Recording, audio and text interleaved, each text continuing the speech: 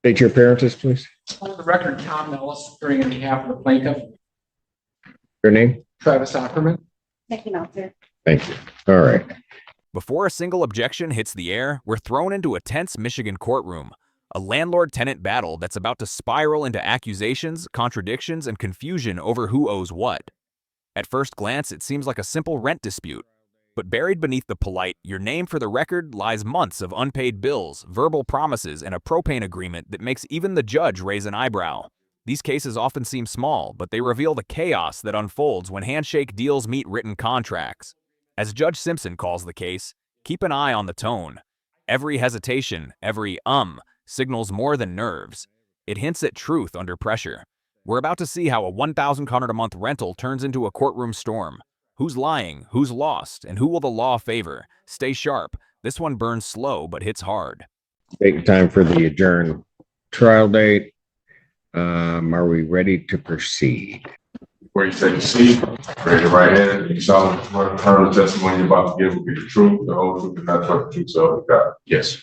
Did you at one time enter into a rental agreement with the defendants? Yes.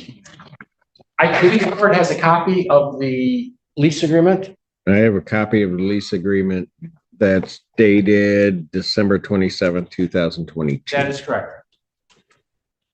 What was the rental agreement for that house? We rent the house and the attached garage. No, none of the other buildings.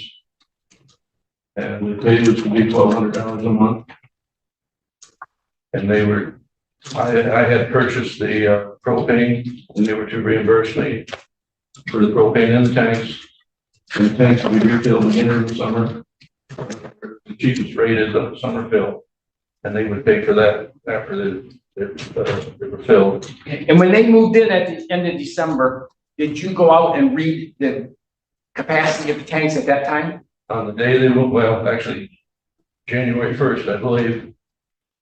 I think Travis went with me, but I'm not positive on that. Read the tanks, wrote it down, and calculated how many gallons were in each tank. So what was your understanding with the defendants as to the propane tanks and the cost of that propane? We read the gauges on, there's 3 tanks there, 2 1,000s and 1 500. We read the gauges, calculated the gallons. The price was set when I bought the propane in summer of 22. The balance, Travis and I read the tank and we calculated it. And I told them they didn't have to pay it immediately, that they would pay it over some period of time, maybe $300 a month. I'm not sure the number was given. As it turns out, they didn't pay anything on it. And there it is, the pivot point. They didn't pay anything. Every small claims judge has heard this line 1,000 times, but this one carries extra heat. The landlord basically gave them credit, a running tab for fuel. But in law, generosity without structure often backfires. Judge Simpson immediately sees the hole. If the agreement was casual, how enforceable is it? No due date, no written acknowledgement, just they'll pay over time. For viewers, here's a lesson in lease law. Verbal side deals rarely hold up in court. The plaintiff may believe he's owed nearly $1,900, but unless that agreement was formalized, he's standing on shaky ground. This is where Judge Simpson starts mentally building his final ruling. He's not just listening to emotion, he's tracking paperwork, timing, and clarity. The courtroom rule is simple. If it's not in writing, it's just conversation. Okay. The tanks were filled again in the summer of 23. So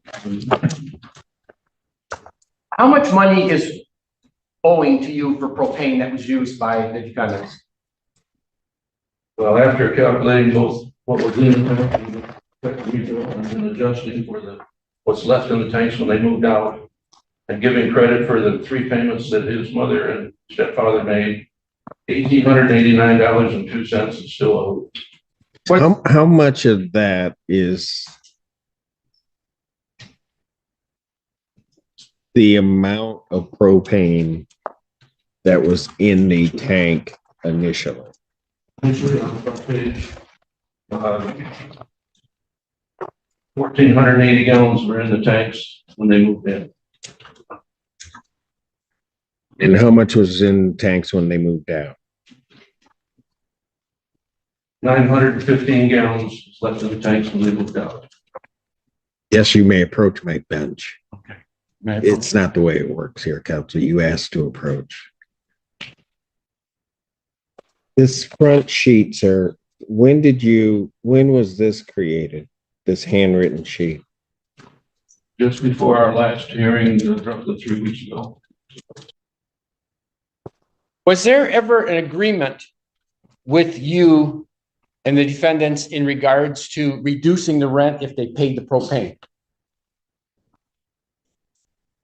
Yes, in January, I believe, we had a kind of a one-way heated discussion on the phone, and long story short, I agreed to a lesser rent, and they were going to move out by May 1st. Contingent on, prior to that, his mother had told me that she would pay, and John. A lesser rent deal over the phone, the courtroom version of quicksand. The landlord admits that rent was reduced contingent upon continued payments. That word, contingent, is deadly vague. The defense now has a golden ticket. Without a written addendum, this arrangement is nearly impossible to enforce. Judge Simpson's face says it all. Every casual "we agreed over the phone" makes the legal ground thinner. In court, even honesty without evidence fails. You can't prove what was said, only what was signed. The drama builds as we realize both parties operated on half trust, half memory. The judge, a veteran of lease disputes, will later call out this exact inconsistency. Verbal contracts may work for friendships, but in court, they collapse under cross-examination. Would you risk $2,400 on a phone call? Most wouldn't, but that's exactly what happened here. We paid the propane bill, and they did pay $500 in December, $500 in January, $500 in February. Then the payment stopped.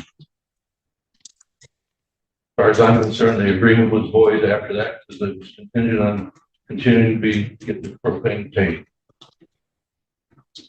So what was the agreement? The agreement that I would allow them to pay half rent for 4 months. And they understand they would be out by the 1st of May. It's contingent on, and the mother had already said that she would pay the propane bill. And they did, like I said, they did make 3 payments. How much were they supposed to make? They were going to pay what they could afford, 500 or so. It was not an exact amount until it was paid off. The first month they paid 500, December, January they paid 500, February they paid 400. Until what was paid off? The complete propane bill. Did they know what that bill was? Yes. How did they know what the bill was? I'm sure I told them and showed them. Okay. So And what did you show them, I guess, is what I'm trying to figure out. Well, I don't have the paper in front of me, but it'd be a calculation like you have on the front page of our exhibit of the propane that was there when they moved in. Propane that was there when they. I get you, but was there a document that you showed them that told them what they should pay? Can't say for sure. I assume there was. I mean, I'm sure they would have asked for it. did you know the amount that was owing? At that time, we did not know what was going to be left in the tanks when they moved out. But the amount that was in there when they moved in and the amount that was added in August or the summer of 23, those totals were there.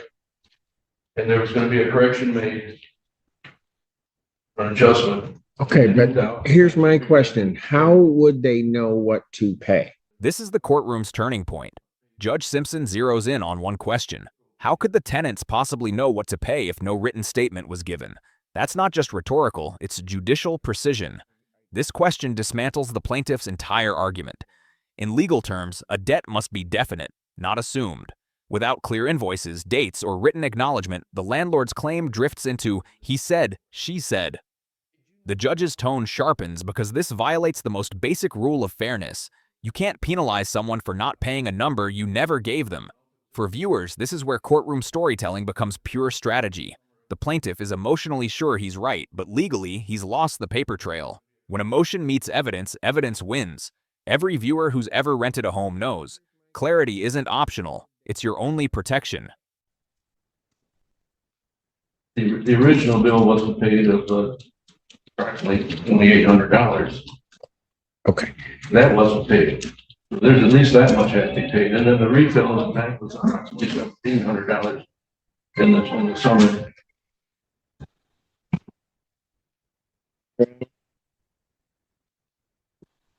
Would you tell them that's never happening again?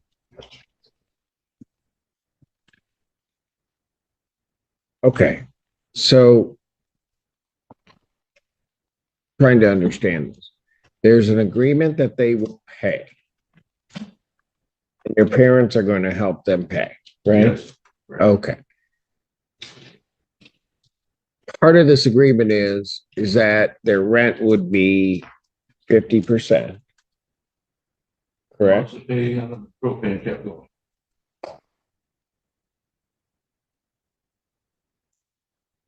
Well, but part of the agreement is that the rent is 50%. The other part of that is that they will pay the propane, right? Yes. But how do I know that they defaulted on that if I don't know the amount they were to pay?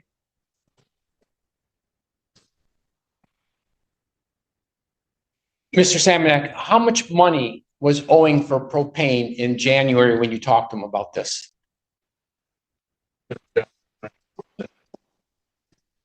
Okay, so how do they know that? I believe I showed them and told them. They have copies or had copies of these invoices. All right.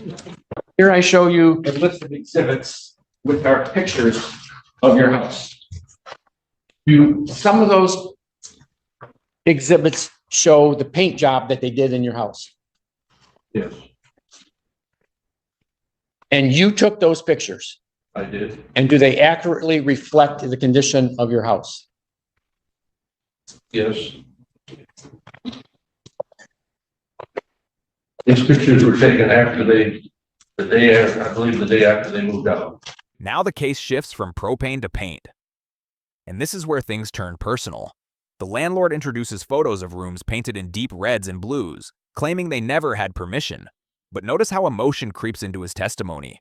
He's no longer just talking numbers, he's talking pride and property. The judge, however, stays unmoved. Unless there's written proof in the lease about paint restrictions or repair obligations, this argument doesn't hold much weight.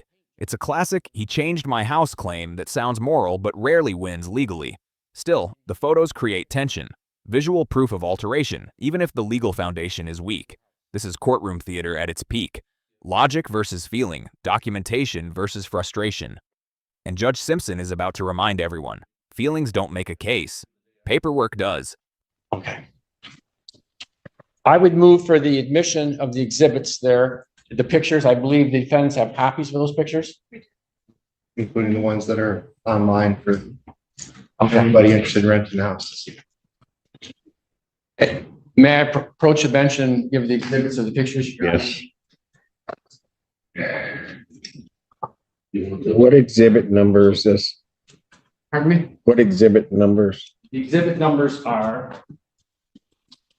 exhibit 1 through, they're not consecutive numbers. Exhibit 1, 2, 3, 4, 5, 6, 7, 8, 9, and 17. So 1 through 9 in exhibit 17. Yes, sir. All right. Do those pictures show the walls of various colors at one time? Picture shows partial paint jobs of several doors and walls that somebody had taken a roller and put a dark blue color or dark color, a couple swipes with probably to test the color, several places, and then it was never complete. And another picture shows a room that's painted some color of red that I know I did not approve. And I did not approve the dark blue color. Did you repaint that house or those rooms which they put that paint on? Or did you hire somebody to do The it? job is being done. It's not totally done yet. How much money have you spent on the repainting?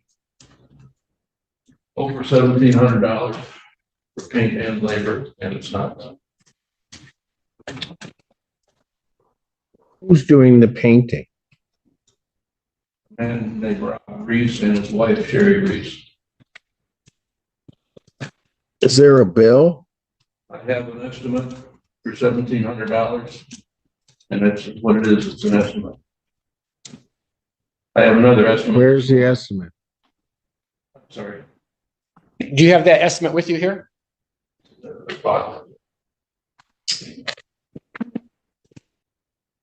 What provision is plaintiff relying on regarding the painting?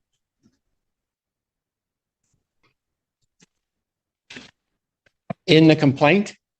No, in the lease. Or damage to the premise? Sir, was it going to be painted anyway? I mean, after they moved out, wouldn't you repaint before you rented? Not necessarily. Was there difficulty in repainting because of the dark colors? Yes, it required 3 coats over the Did you do the painting? I did not do it myself. Well, how is he going to testify to that, counsel? Were you present to see what was going on? I was there every day that they were there. I watched what they were doing. Physically not able to do all that work. Right, I get that, but are the painters going to be here testify? No, Your Honor. Because all of this is hearsay. Well, he can testify as the amount of money he's paying to have something done. Maybe, but he's also saying he's got a contract and the necessity of it being done. They have a right to challenge. I don't have the painters here.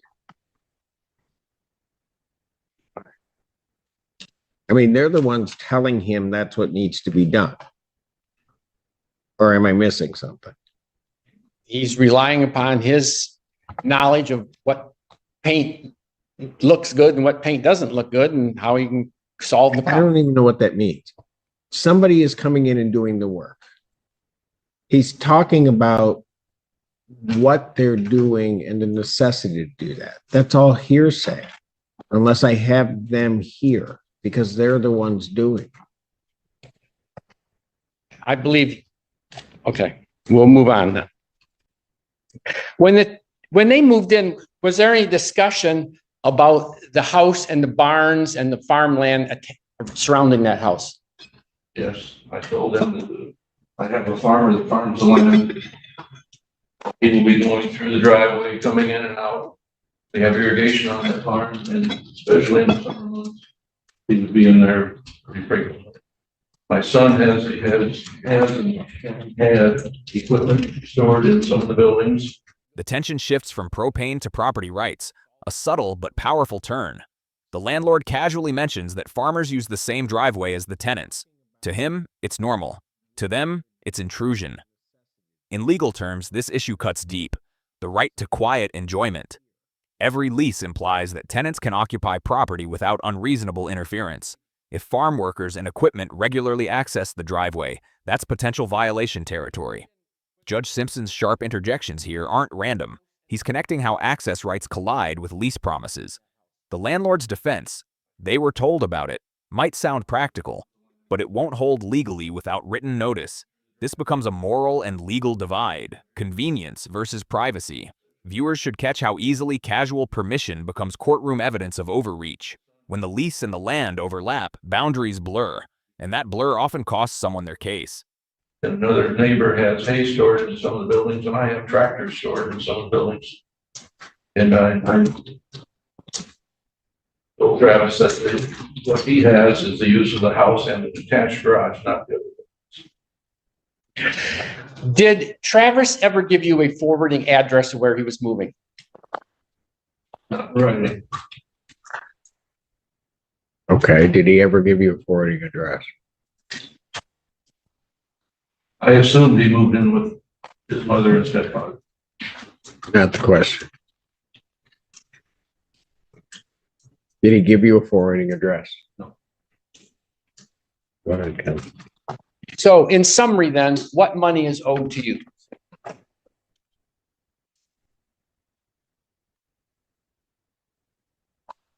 Month's rent. Of $1,200 per month. What months are those for? March and April. $293.66 for the electric bill. $1,889.02 for the propane.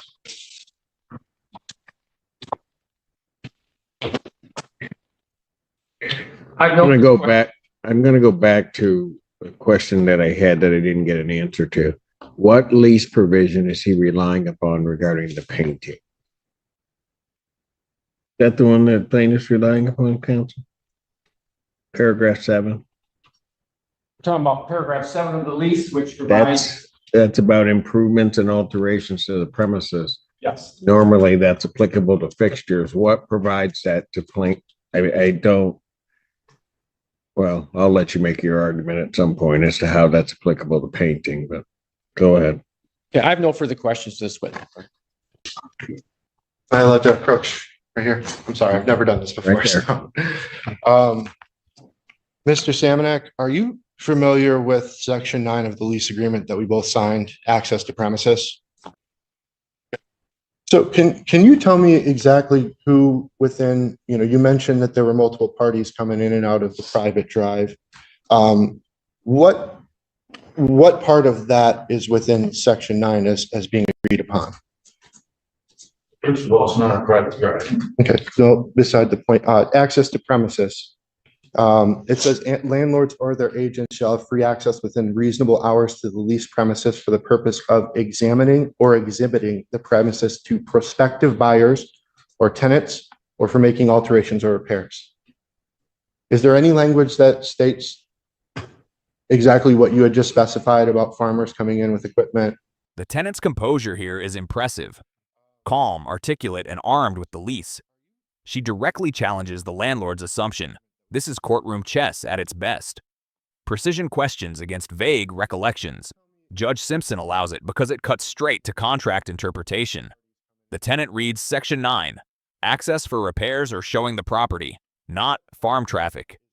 This line of questioning reveals how tenants can use the lease's own language to fight back. In housing disputes, facts matter less than phrasing. Every clause is a battlefield. The moment she says, within reasonable hours, the courtroom tilts. Suddenly, it's not just about money, it's about intrusion and consent.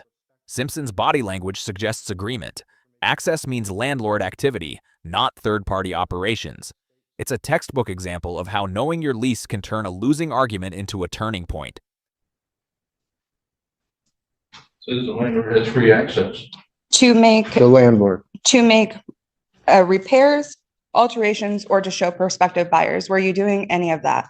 Were they doing any of that? For every document. Hold on, you got one question, let him in. Yes, Your Honor. Yes, Your Honor.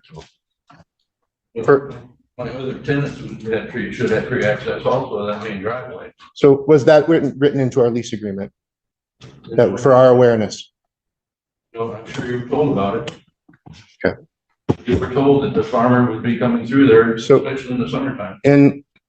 In reference to the lease agreement, what we signed, can you tell me all of the evidence that's been shared about the access to the property, if any of those are within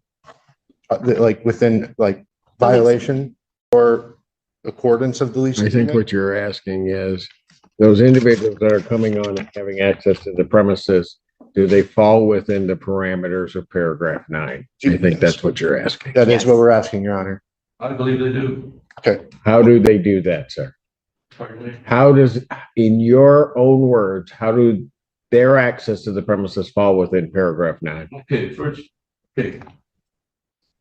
Access to the premises means the farm. The farm, this rental house is only one piece of the farm. The farmland is a piece, and there's several outbuildings there that are another pieces of the farm. So my people that rent the land from me and rent the barns from me have access through that main driveway. They do not have access to his house or that short driveway that goes from the main driveway to his house. That's the only part that's private for them, is that short driveway, about 50 foot long, from the main driveway up to this one-car garage. That's the part that Travis did not seem to understand.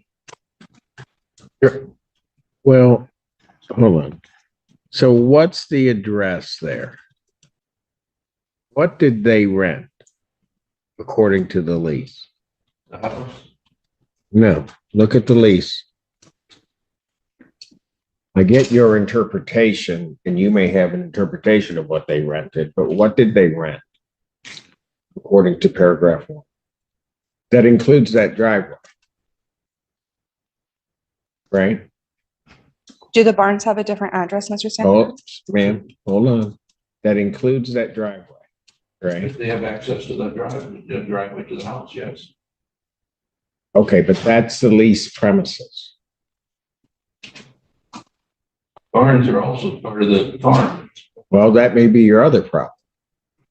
Because under terms of paragraph 1, they leased that entire premises. Didn't they? The understanding was at the time when we talked about it, is they lease the house and attached garage, that's it. Paragraph 1, I understand what you're saying is the understanding. But paragraph 1 says precisely that they are renting the. Does anywhere in there say anything about the lease premises or about the house? Or let me put it another way. Does anything in the leasing agreement exclude anything on that property?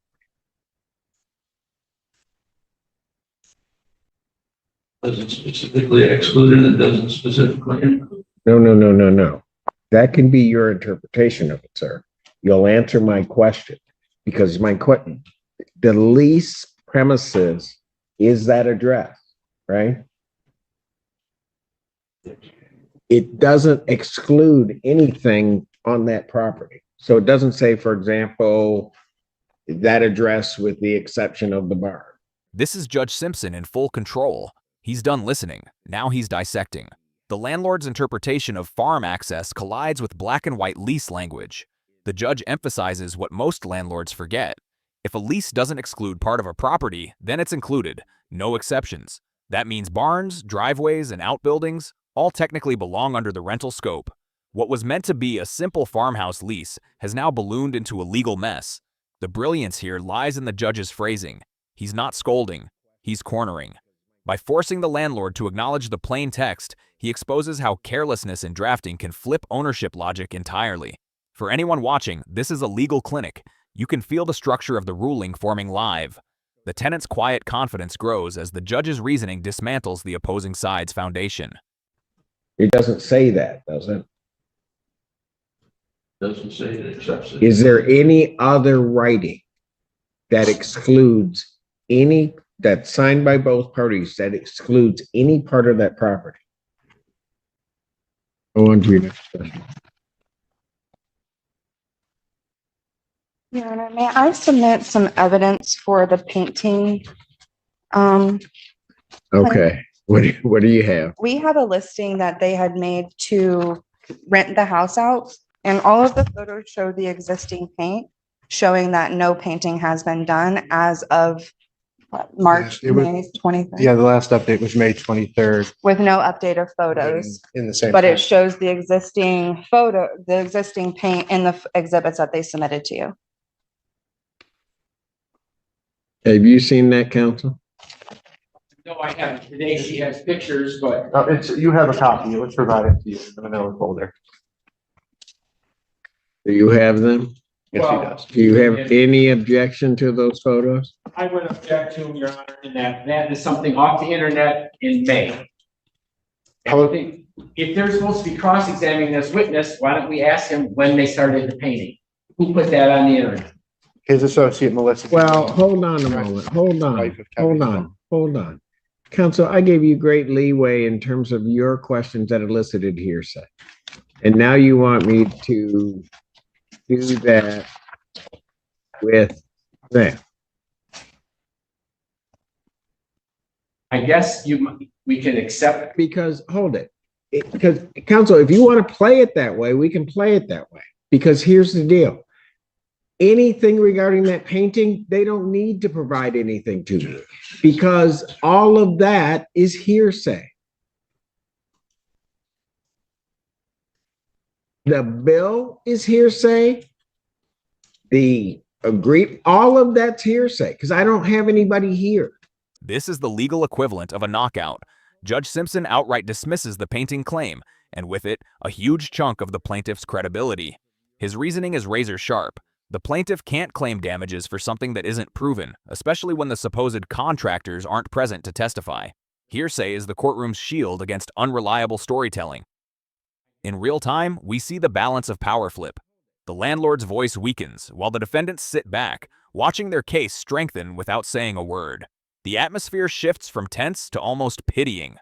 Simpson doesn't just strike evidence, he teaches a lesson. Court demands proof, not passion. For viewers, this moment captures why precision beats exaggeration. It's not enough to believe you're right, you must document it. Otherwise, even truth sounds like fiction under oath.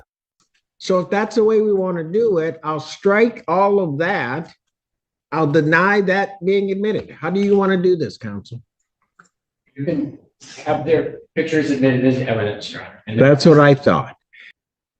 Did you have questions regarding that to you? I have no questions for that. Just wanted to state that it has not been done.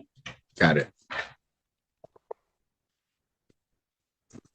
Well, let me follow up with that line of questioning. Sir, has the painting has not been completed?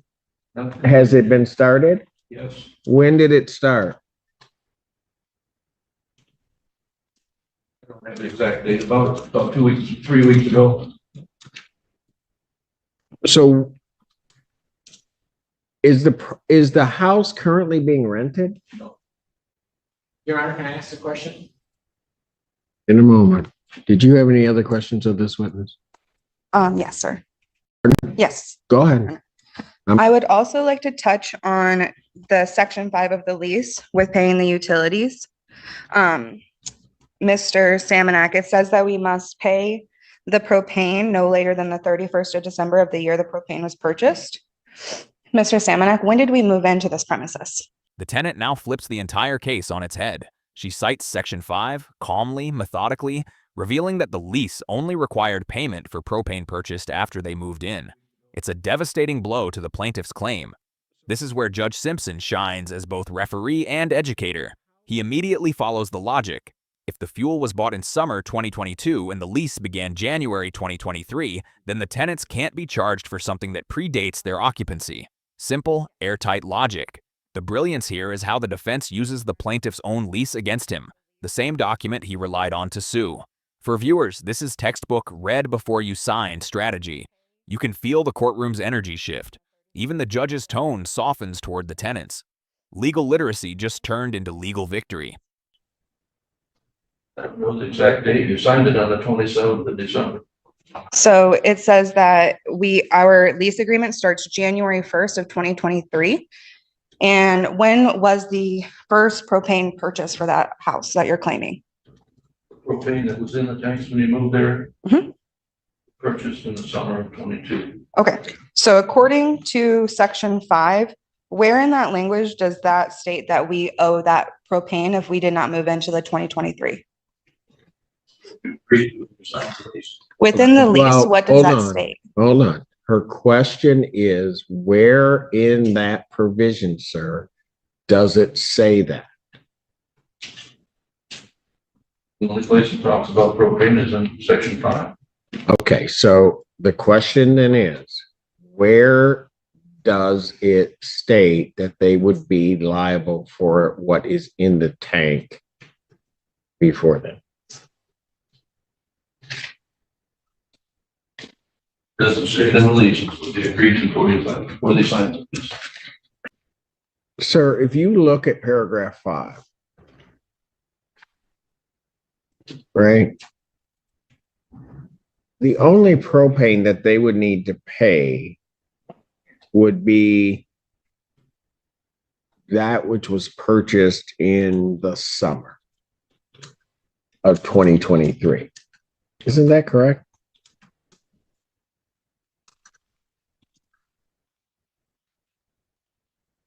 That was a question. I do agree to. Sir, listen closely to my question. When I'm looking at paragraph 5, that paragraph basically says the only propane they need to pay for is the propane that would have been purchased in the summer of 2023. Isn't that what that says? Judge Simpson draws the line, clearly and decisively. His reading of Section 5 cements the case. The tenants only owe for propane purchased during their tenancy. Everything else is off the table. It's a rare instance where a judge not only rules, but educates both sides mid-hearing. His delivery is calm yet final. You can almost hear the air leave the plaintiff's side of the room. This exchange marks the case's true turning point, the moment where logic triumphs over accusation. It also shows why courtroom patience matters. Instead of shouting, the tenants waited for the law to speak for them. For the audience, it's a quiet kind of justice, the kind that doesn't need drama to hit hard. When a contract speaks this clearly, the verdict is already written in ink. Go on to your next question. And Mr. Samanak, I wanted to reference the conversation we had in January regarding the reduction of rent.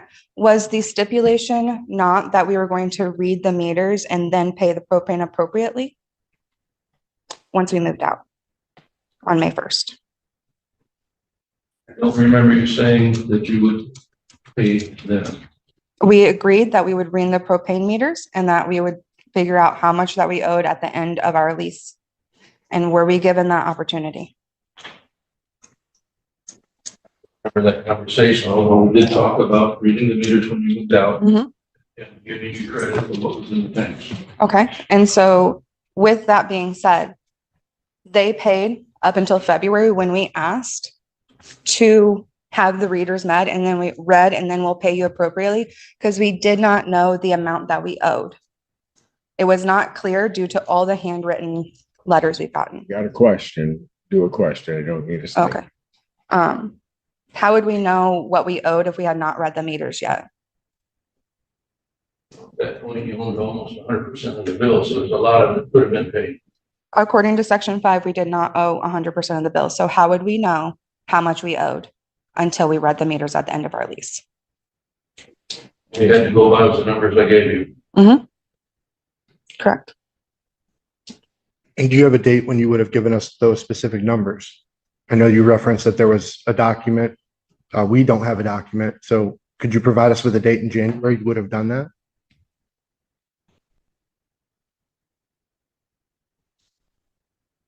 I believe I gave you a copy of the bill. The propane was delivered in the summer of 23. And then we obviously have made a $1,400 payment towards that, which you've admitted. So we have been paying on that. So when have we defaulted on paying the propane? Now the bill's not paid yet. Okay, we're in court. So, The bill- Again, You of gave course. us that for a month and a half, 2 months, and you haven't paid a nickel since. But when did somebody give them a number?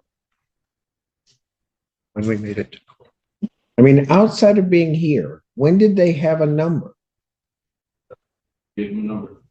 we were served with court documents before we even moved out, stating that we owed that much money. You gave them a number when they moved out. Shortly after. Where is the writing where you gave them the number they needed to pay? Judge Simpson slices through the noise with surgical precision. His question, where is the writing, is courtroom gold. It's not about trust, it's about traceability. This line exposes the entire weakness in the plaintiff's claim. Without written proof of what was owed, the demand collapses. Simpson's delivery is controlled but stern. He's not scolding, he's teaching through cross-examination. The plaintiff's vague answers, probably for court, reveal that the numbers came after the lawsuit, not before. That alone undermines his credibility. For viewers, this is the heart of small claims realism. If you can't show it on paper, it didn't happen. The judge's tone here signals quiet frustration. He's been through hundreds of these disputes, all lost to missing documentation. This is the sound of justice trimming away guesswork and emotion, leaving only facts standing.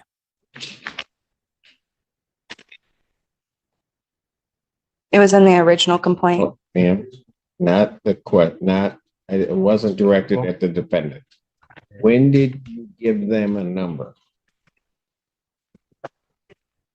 Sir, I have the exact date in front of me. did you give them a number in writing? Probably at our first court hearing.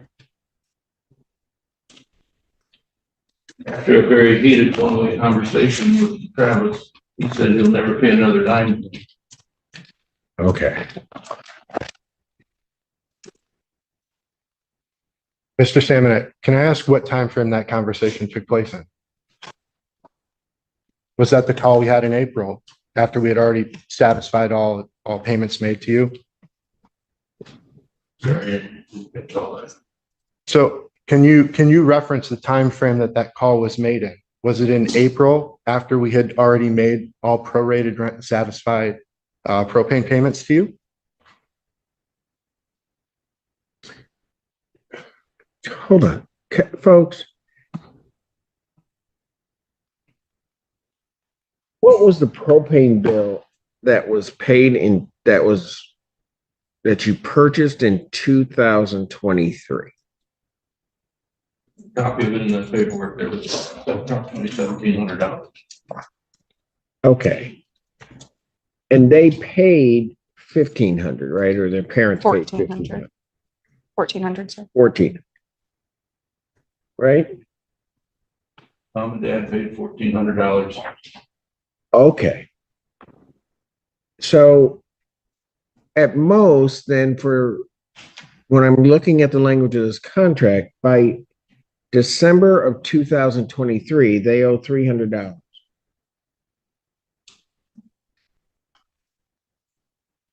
$1,400, paid $500 in December, $500 in January. I don't care when it was paid. Here's the problem that I'm having. The lease itself indicates that the only propane that they need to pay for is that which is purchased that year. This is Judge Simpson's verdict in progress, delivered live.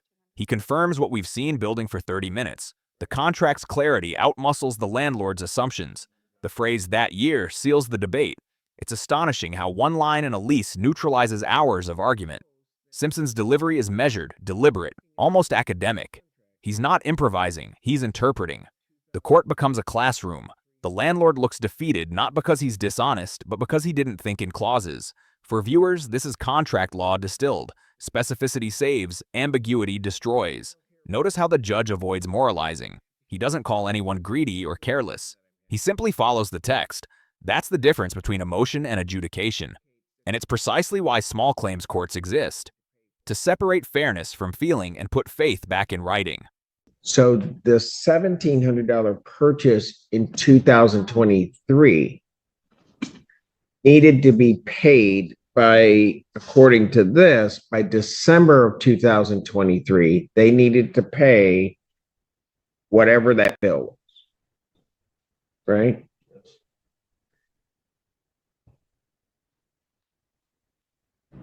Whatever this is the other problem with the agreement, because I'm not sure, according to the lease, that they would be required, well, a couple of things.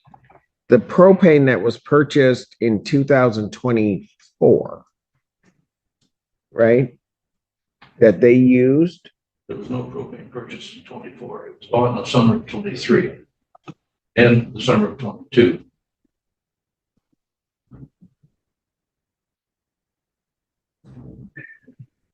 Okay, so all they owe then for propane is $300. But we did not use all that was in those tanks, Your Honor. There's still 900 gallons left. Well, yeah, that's a whole other issue. But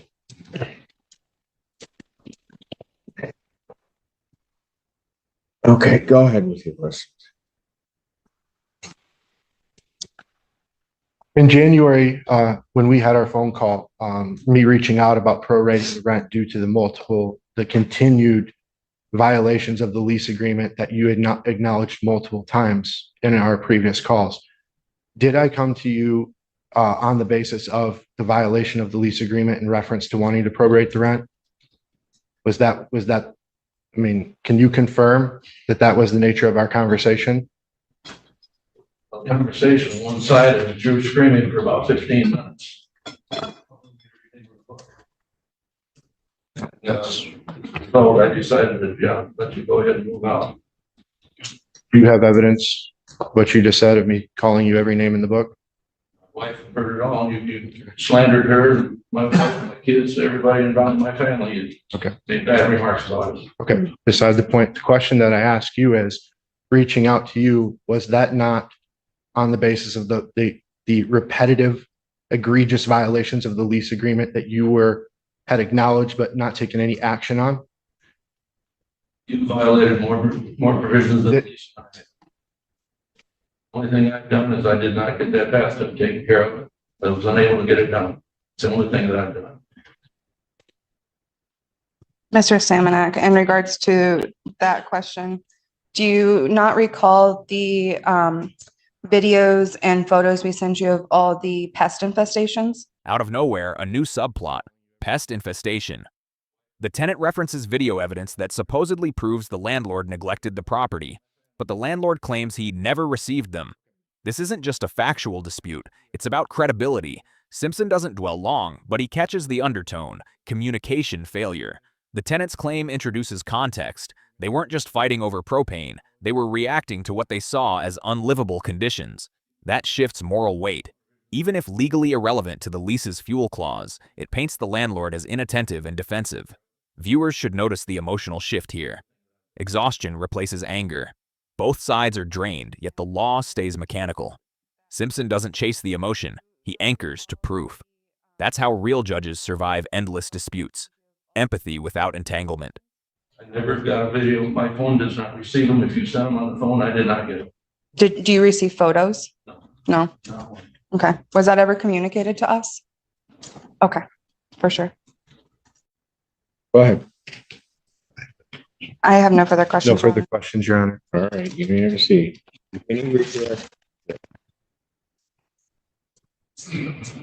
I have no further questions on this purpose. Sir? Is the house been listed? No, it was put on Zillow for a few days by mistake. I was not, By mistake? yes. How The did lady that? that put it on was going to help me, and she thought misunderstood what I told her. And She was gonna help you do what? try and list the house for rent. And there was too many things that I needed to do, and I told her that I don't want to do it. She said, well, it's already on, so we'll take it off. She did.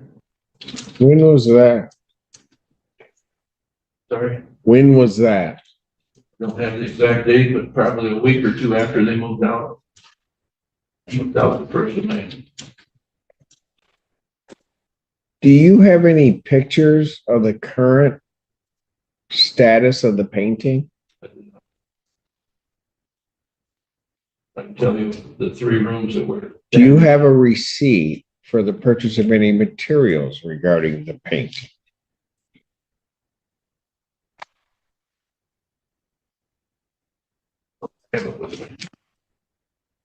Spent approximately $300 at Menards. I'm gonna go back over these figures you're indicating your own. You're saying that they owe you $1,200 for May and April, Each, yes. total of 24, March, 20, April. March and April, $2,400. Yes. How much are you claiming for propane? 1,800. This one. 1859 or 1889, Yes. and then 293.66 for Electric. electric. Those are all your claims. Other than the paint. And the painting is how much? 17, how much? I don't have the exact amount, but the labor is going to be 17 or more. What do you mean you don't have the exact amount? They've already used up about 1,700. Do you have a canceled check, anything that tells me that that's what you paid for painting? Pardon? I do not have an answer. How'd you pay them? Give them credit. It's the only money. Dear goodness. So the person doing the painting owes you money. Yes. And so you're they're supposedly doing this work, and then you're going to take it off of their bill. Yes. So there's been no outlay of any monies from you to a person to paint these premises. Yeah. And I don't have a bill for paint. I don't have a bill for any of that, right? Get an estimate for the Whatever that is, I don't know who created that estimate. I have a second estimate that's higher than that. I don't know who it's okay. It's not the way this works. You're telling me that it's 1,700 for that. But you haven't paid that. Yeah. Well, that's not my question. You have not paid that, correct? You're saying that you bought supplies at Menards, but I don't have a receipt for that, right? So in reality, I have nothing here today that tells me anything about the painting, other than what you said. The courtroom falls into silence, and Simpson delivers the quiet verdict of credibility. His words are cold precision. I have nothing here today. That's judicial shorthand for you've lost this argument. The plaintiff's insistence without evidence backfires completely. This isn't just a technical failure, it's a trust failure. Every statement he made earlier about paying for labor now collapses. What started as small inconsistencies have snowballed into full-blown doubt. Simpson's demeanor stays calm. No anger, just analysis. He strips the claim to its bones and finds it hollow. For the audience, this is one of those moments where truth and proof diverge dramatically. The landlord may genuinely believe his story, but belief doesn't translate into evidence. And in Judge Simpson's court, evidence is everything. Right? Any additional witnesses for the plaintiff? We have no further witnesses at this time. Yes. All right, before I hear from the defendants, and I don't know if I'm necessarily going to need to hear from the defendants unless for whatever reason plaintiff wanted them called, because folks, now I don't mind coming back and making the ruling, but I think the parties should try to figure out if they can resolve this without screaming and yelling at each other, and I'll give that opportunity because there's some agreement to pay half the rent. One party's claiming it's because of stuff that wasn't done on the premises. The other saying it was continued upon this propane bill, which I'm not sure that that propane bill is owed. Outside of that, whoever drafted this lease, and this lease, counsel, as I'm sure you're aware, any ambiguity in that lease is going to be construed as against your client. And so I think you need to look at that language very closely because it's his lease. I understand. And so there's that part of it. The other, and those ambiguities, just so that the parties are clear, are the premises that's leased and interference with that premises. Because it got a problem in that initial paragraph. But there's no part of that lease refers to anything in the way of quiet enjoyment and use of the premise. Except by operation of law. I understand. I mean, even if it's not in there. Okay, well. So I'm going to tell you what, I'm going to try to handle some of these other cases. You guys, if you guys can talk to each other civilly, need to go out and resolve it. There's 1,200 sitting in a security deposit. I have a paint job that I'm not even sure is done or is going to be done that isn't going to be paid, that somehow or another is on some credit. I've got property that they lease, which by the leasing agreement itself says they lease that whole thing. And then, goodness help us all, we have paragraph 5, which is the most confusing provision regarding the payment of propane. And if you guys want me to give you my decision on that, I'll be more than happy to. But I think you guys probably should see which way the wind is blowing, go out there and try to negotiate something. If not, you'll get my call on it. I'll break on this case. Everybody else that's waiting, you got to give me about 5 minutes. I will come back, I promise. Maybe. All right. Court's going to stand in recess. All right. Were the parties able to try to talk at all, or you guys just didn't? Unfortunately, we cannot resolve the case, Your Honor. Okay. All right.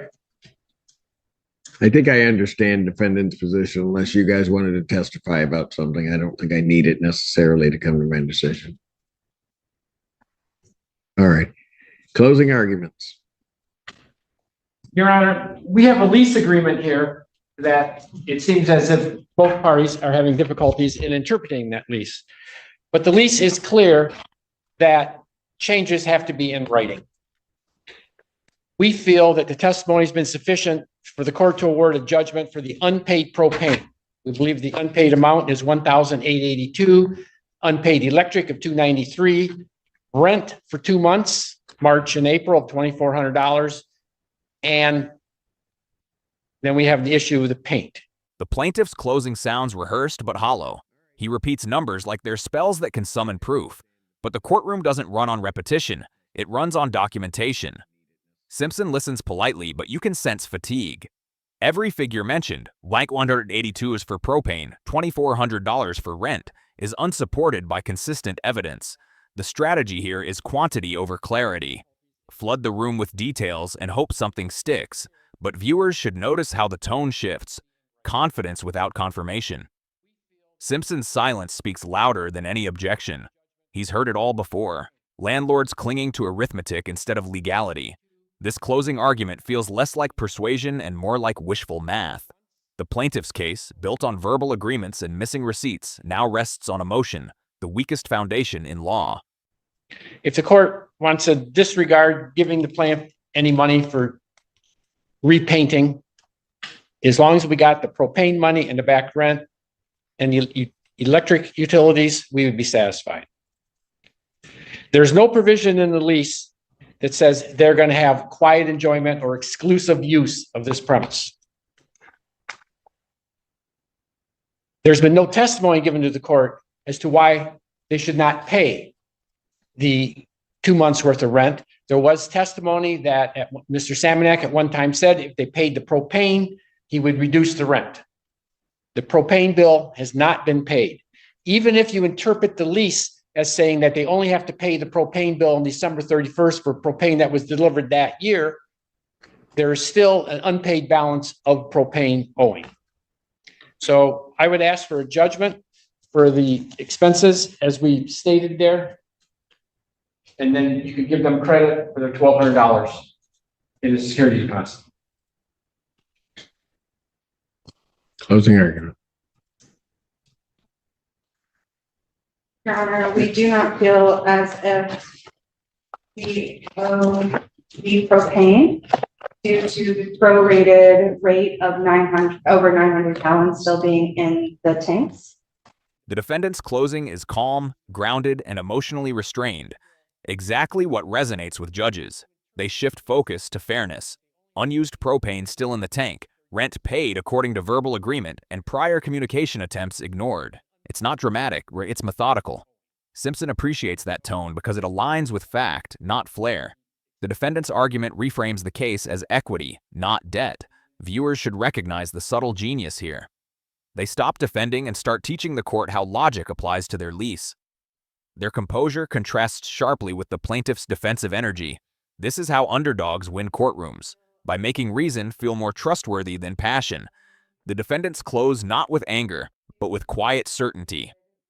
And that's exactly what convinces Simpson that they've been truthful from the start. With the $1,400 payment due, which would null and void his claim of the rent, which we have satisfied per our agreement in January. And we dispute the charges as well. Your Honor, the entire basis for this was reaching out to the plaintiff in January due to multiple egregious violations of the lease agreement. The plaintiff has been unwilling and his attorney to review the evidence, the severity of what's occurred, and why we reached out in the first place in January to prorate the rent and facilitate an exit of the lease. In this case, we do not feel that we satisfied the rental payments in accordance with what we agreed to in January.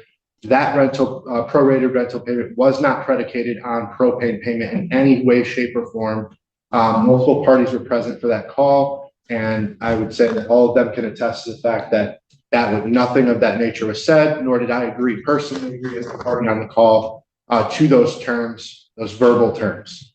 So we do feel that we have satisfied not only the rent, but the propane requirements as well. We do feel that there is unaddressed matters with the violation of the lease agreement and why we had initiated all of this in the first place, but recognize that there's a time and a place to address those matters as well. And we move for our deposit to be paid back to us in full. All right. Court has listened to the testimony and read the pleadings, and frankly, the defendant's position is rather straightforward. They acknowledge that they owe the $293, I think it was $293.66, which are the utilities. Here comes the verdict, and it's surgical. Simpson starts by isolating the only uncontested item, the $293 electric bill. That clarity immediately signals how he'll structure the rest. What's proven stays, what's uncertain dies. This is judicial craftsmanship, methodical dissection of testimony into verified facts. His tone is neither soft nor punitive, it's mathematical. Viewers should appreciate how he builds rulings like equations, step by step, nothing emotional, nothing assumed. It's the difference between judgment and justification. The defendant's honesty early in the case, admitting the utility debt, now pays off. It builds credibility, making their entire testimony look cleaner in retrospect. Simpson rewards accountability with leniency. It's courtroom symmetry. The side that admitted the smallest thing ends up winning the biggest one. So that's the easy one. The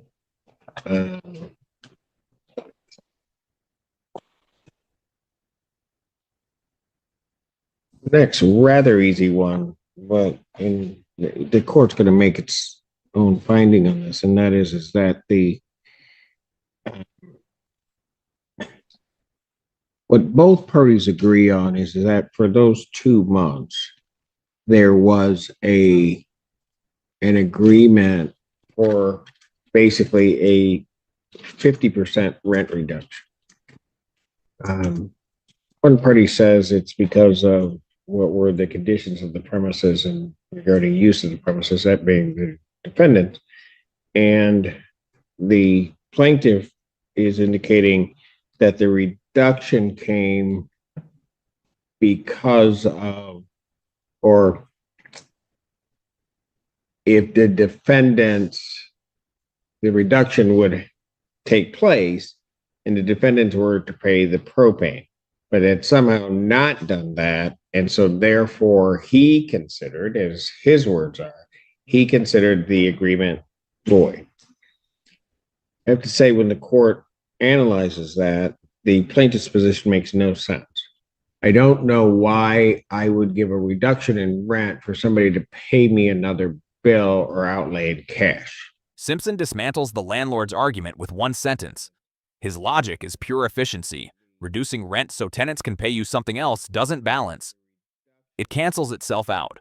It's financial nonsense dressed as fairness. The audience can sense his irritation now. Not emotional, just analytical frustration. Judges hate circular reasoning. This moment is a masterclass in judicial clarity. Simpson doesn't over-explain. He just points out the flaw and moves on. The plaintiff's theory collapses under its own contradiction. For viewers, this shows the value of structural thinking in law. You can't win by stacking weak logic. One clean question can erase 20 minutes of testimony. The courtroom's energy changes instantly. From debate to dissection, the landlord's argument dies not in drama, but in reason. That just doesn't make any sense. What I think is that there was some dispute between the parties, and the court would find that was more along the lines of what the defendant is claiming. And I find that their statement regarding that is correct. I don't believe that this propane was of such an issue that it would require the rent to go down. If one's not paying what in effect may be a utility, why would I reduce their rent so that they could pay me that? Again, that makes no sense to me. And so the court believes that for those 2 months that the defendants do owe $600 per month, but the $1,200 for those 2 months. I would indicate that and I'll put it this way. My other reason for finding that regarding the reduction in rent is the same confusion that comes from the lease itself.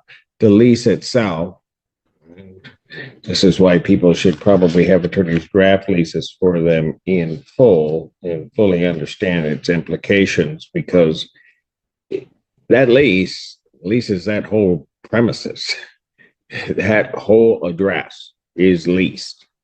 So there's that. So the court does believe that they owe that $1,200. Yes, ma'am. Sorry, we did fulfill that in February when we paid January, February, March, and April to Mr. Salmoner. So you paid the $1,200? We paid $2,400 to him for those 4 months and the 50% reduction. Got it. Okay. So we've already satisfied. You already paid that. Got it. Your son-in-law Harvey Proctor came to. I don't need to know all of that. Sorry. She answered my question. Are you two married yet? 3 months. 3 months you get married? So by that time, you're going to learn to keep your mouth shut after she speaks? I'm getting. I hope so. All right. Maybe you'll get it. All right. So that I want to make sure I'm clear, does plaintiff agree that that $600 was paid? Well, Your Honor, I'm not looking for full argument and just saying, did they pay the rate at $600 for those months? but for those 2 months, but if you look back at January, the $600 from January forward. I'll take that as a yes. I'm done.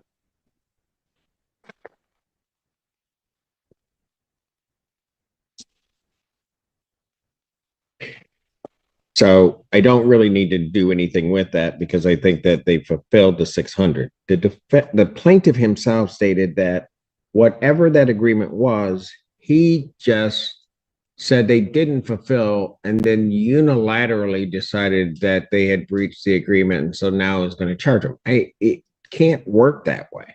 And it won't work that way. And the court's not going to enforce that to happen. Particularly when now he's here attempting to try to sue for the propane that he wanted them to pay, which some of that, quite frankly, given the lease, they don't owe. Now comes the really, in this case, well, let me just deal with one other issue. So I've dealt with the rent. Quite frankly, I believe that the defendants have satisfied the rental provision as outlined and as amended by the parties. As to the electric, they admit that they owe the electric, just so that we're all clear. In regard to the painting, I'm going to say this, and I'm going to try to put it as gently as I can. I have some issues regarding credibility from the plaintiff's side. And the issue that I have regarding that credibility is that it was very clear that the court was led to believe that there had been some outlay of cash, and I will have my recorder go back, about payments that he made in the amount of $1,700. Not true. I don't have a receipt here from Menards. I don't know if that's paid, but I certainly have questions about the plaintiff's credibility to this court. It wasn't until later that it turns out there was no payment in part on this paint job, that it was credit because that person owed him. That's a whole different scenario than to say, I have paid this money. And I think it was quite honestly a direct attempt to mislead this court as to what was actually transpiring. This is the harshest moment of the hearing. Judge Simpson openly accuses the plaintiff of misleading the court, a devastating credibility strike. In legal terms, this is worse than losing the case. It's losing trust. Simpson rarely uses the word mislead lightly. His choice signals he believes the landlord intentionally distorted facts about the $1,800 paint payment. The energy in the room freezes. You can feel the shift. From dispute to judgment, every ounce of doubt about the plaintiff is now certainty in the judge's mind. For viewers, this is where integrity becomes evidence. Even a small exaggeration can ruin an entire testimony. The lesson is brutal but clear. Never improvise under oath. Simpson doesn't shout, he simply exposes. That calm authority hurts far more than any reprimand. And so I don't believe that plaintiffs owe anything for any painting. When I look at that provision, one of the ways to interpret that provision regarding alterations and decorations, and because of the last portion that everything then belongs to the landlord. If it were a decoration, decorations don't belong to the landlord typically. They belong, unless, well, until such time as they become a fixture to the premises, that's when they become the landlord's property. Otherwise, they could be removed by the tenant. So theoretically, under that provision, had they hung a painting in the place, it all of a sudden belongs to the landlord. I don't think that that's the intent. I also don't know what occurred with this painting, but doesn't really matter to me. I think, quite frankly, that the plaintiff lied to the court, or at least misled the court, or tried to mislead the court as to what he paid. And I'm having no part of that, and I'm not going to award any of the $1,700, anything for the painting in that regard. With regard to the propane.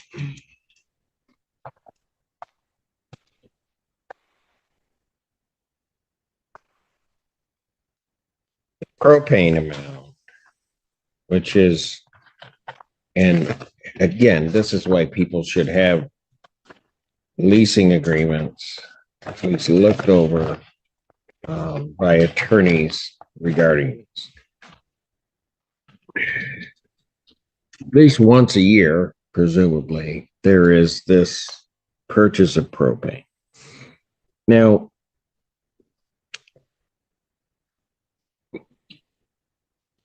I mean, it's rather clear. Propane shall be purchased by the landlords once per year and shall be reimbursed by the tenants as soon as possible each year, but not later than the 31st of December of the year propane is purchased.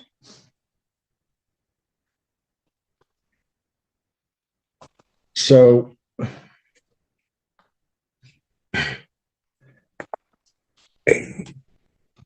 I can understand what plaintiff intends to do or is trying to do with reference to that propane, but he's stuck with his lease. He's stuck with his document.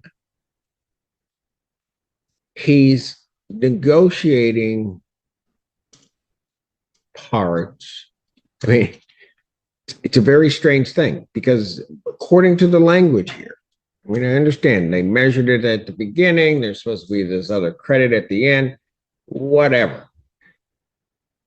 The only thing by the terms of this lease the only amount that the defendants would have to pay would be the amount paid in 2023. And they owe that. We can talk about credits, we can talk about whatever. None of that matters realistically, right? And the reason why this is a bad way to do it is because the next tenant is really the one that benefits from what you've done. That's part of the problem. But that next tenant also could have had a deficit to what you've done. The fact is, you guys didn't use enough propane to make it even for you. That's really what happened. And maybe that's the risk in having this type of an agreement. I don't know if that was the intent of the parties. I'm just taking the plain language of what's there. That propane bill. So what they owe is just the propane and only the propane purchased during 2023. And that is an amount of $1,737.34.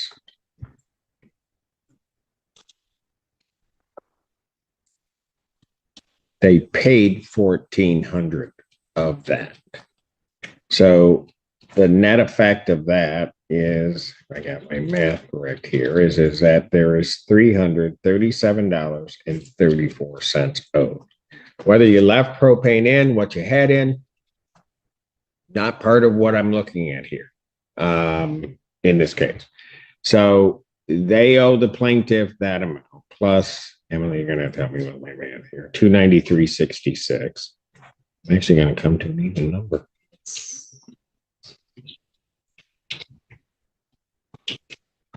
I hit one. Yep. So the plaintiff owes, or the defendants owe to the plaintiff $631 in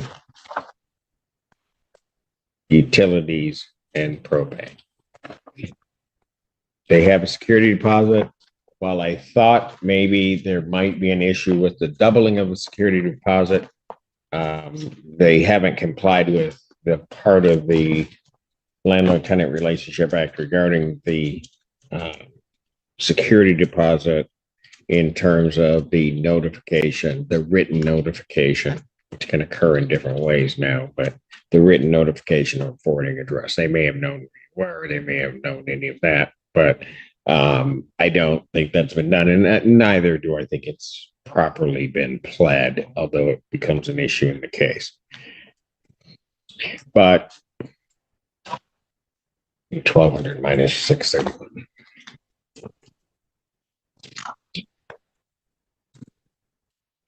$569. 569. All right. So the net effect of all of this, after hearing all of the testimony, is that defendants owe plaintiff $631. There's a security deposit of $1,200. The court's going to order that I won't put it in the form of a judgment. I'll put it in the form of an order that if not paid within what would be 15 days, that it would then become a judgment, which the defendants could enforce, that the plaintiff must pay to the defendants $569. That's the judgment of the court. And there it is, the final math of justice. After hours of confusion, crosstalk, and circular claims, Judge Simpson boils everything down to simple subtraction. The tenants don't owe, they're owed. The landlord who came seeking payment leaves in debt. Simpson's decision isn't emotional, it's arithmetic truth. This scene captures courtroom poetry, a clean resolution built on clarity and consistency. The numbers aren't just currency, they're closure. What began as a messy rent dispute ends as a financial mirror, reflecting every mistake back to the one who made it. For the audience, it's deeply satisfying. The side that stayed calm, factual, and transparent wins. In Simpson's court, truth isn't loud. It's quiet, logical, and final. Counsel for the plaintiff will prepare for it. Okay, Your Honor, just so I'm clear in this now, there's also the cost of $190. You have to prevail on your claim. Pardon me? I'm not going to award costs. I don't think you prevail. Well, we have the filing fee, and we have the service fee and the motion fee. How much do you want the cost, counsel? Okay. So you're saying we're not entitled to the, I am not awarding costs, but what do you have as the total amount of the cost? we have, Because quite frankly, I think, counsel, this matter should have been resolved between the parties somehow and or another, and has been an absolute waste of time Your Honor, for all parties. I practiced law for 49 and a half years, and I've settled every case that could be settled. These people thought they were owed. I don't care why, because I now rendered my decision, counsel. Okay. I'm just letting you know. I think it was a waste. I just think it could have been resolved somehow. How much are your costs, counsel? The costs are $190 for a service fee, motion fee, and filing fee. Parties will split that cost in the case. You take $100 off of whatever I said is owed, and then we're done. So it'd be $469 coming. I'm done, folks. Can I ask one question? So sorry. Probably not, but go ahead. I just want to know, are we paying him anything or is he paying us? Or He's got to pay you $469. If he doesn't pay it within 15 days, it will be transformed into a judgment that you can enforce. Understood, sir. Okay. So that nobody has a judgment against him. Thank you. Thank you, Judge. Case closed, and what a reversal. Judge Simpson orders the landlord to pay the tenants, not the other way around. It's poetic justice built entirely on clarity. The key takeaways are sharp. Verbal agreements mean nothing without documentation. Implied rights like quiet enjoyment protect tenants even when landlords forget. Credibility can outweigh complaints. One false statement can end an entire case. Simpson's decision reinforces that law favors logic over pride. The plaintiff's downfall wasn't malice. It was overconfidence without evidence. The defendants, calm and consistent, turned patience into victory. For every viewer, this is a courtroom case study in preparation, precision, and restraint. If you found this case as shocking as we did, make sure to hit that like button, share your thoughts in the comments, and don't forget to subscribe for more jaw-dropping courtroom breakdowns.